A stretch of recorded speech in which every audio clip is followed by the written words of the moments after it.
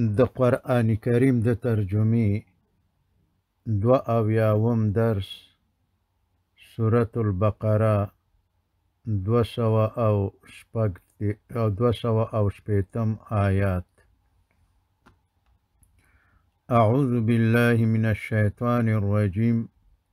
بسم الله الرحمن الرحیم. اللہ تعالی فرمائی وَإِذْ او هر کله چې قال وویلی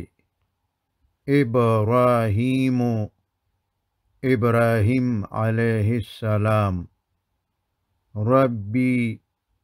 ای زما ربا ارینی ما ترا وخایا کیفا چې څنګه تحیی تو ژوندی کوي الموت مړی. قال اغه جل جلاله فرمایل اولم تؤمن آیا ته باور نه لري چې زه مړی ژوندی کوم؟ قال ابراهیم علیه السلام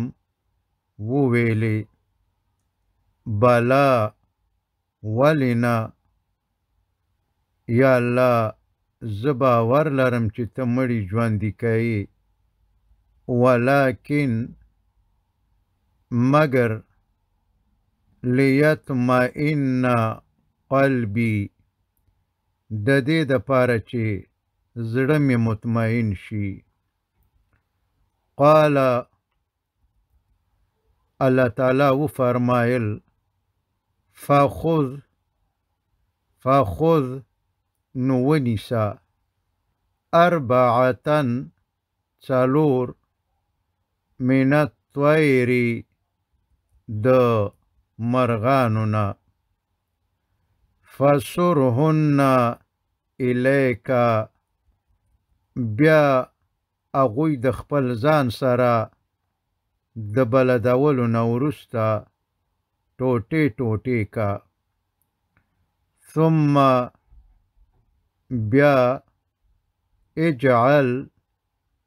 کیدا علی کل جبل په هر غر باندې منهن د اغوی جزءا یو حصہ. ثم بیا ادعوهن دوی راو بلا بیای راو غاڑا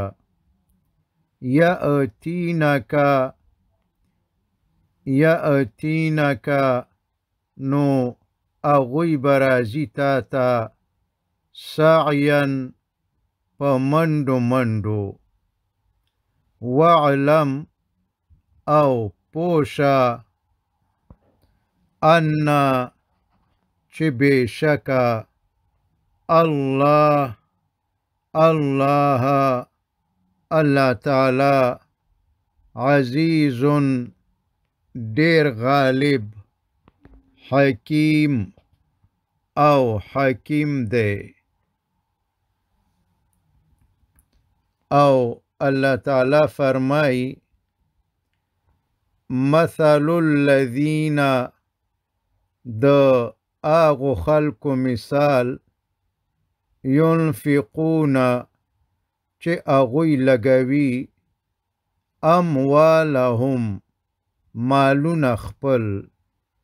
فی سبیلی پلار کی اللہ د اللہ تعالی. د دوی مثال کمثلی لکه پشان حبتن د آغی یوی دانی دی چې وکرل شي او انبتت زرغون کی شنکی وکړي 7 سنابیل وگی فی کل او په هر سنبلتن وگی کی مئتو سل حبتن دانی وی والله او همدارنگا اللہ تعالی یضاعفو زیاتوی اجر لمن د چا د پاره چې یشاء وغواړي والله او الله تعالی واسع ډیر پراخی والا علیم او خپو دی او اللہ تعالی فرمائی الذین آغا خلق ينفقون چه لگوی خیراتوی اموالهم خپل مالونا یعنی چه دغلا او حرام مالونو باندی دریا او ځان خودلو د پاره خیراتونه او مسجدونه نه جوړوي فی سبیل الله د الله تعالی په لار کې ثم بیا لا یتبعون نکوي ورستا ما انفقوا د آغی مال د خیراتولونا یعنی د خیرات ورکولونا پس پچا باندی نکوي منن احسان ولا اذن او نچاتا ضرر رسوی ولا اذن او نچاتا ضرر رسوی یعنی نه غریب ته داسې وای چې غریبان خو ډیرو خو ما پتا دا احسان وکو چې خیرات می درکړو او نه ورته داسې روحي تکلیف ورکوي چې هر ځای کې وایي چې د پلان کې کار ډیر خرابو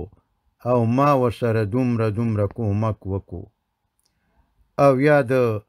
خیرات ورکولو په مقابل کې ورڅخه خپل قدر او عزت کول غواړي او یا تی د کم کار کولو تمه لري لهم دوی ته اجرهم د دوی اجر عند ربهم د اغوی د رب سره دی یعنی د داسې خلکو اجر چې اغوی خیرات ورکوي خو نه بیا پی احسان کوي او نه بیا کله پی غور ورکوي نو د دوی اجر د الله تعالی سره دی ولا خوف او په داسې خلکو چې د خیرات ورکولو نه وروسته نه په چا احسان کوي او نه ضرر ورسوي یعنی نه پی غور ورکوي او نه پی کار کوي نو په داسې خلکو نه به ویروي علیهم په اغوی باندې ولا هم او نه به اغوی یحزنون غمجن کیږي وصلی الله تعالی علی خیر خلقه محمد و آله و اصحابه أجمعين.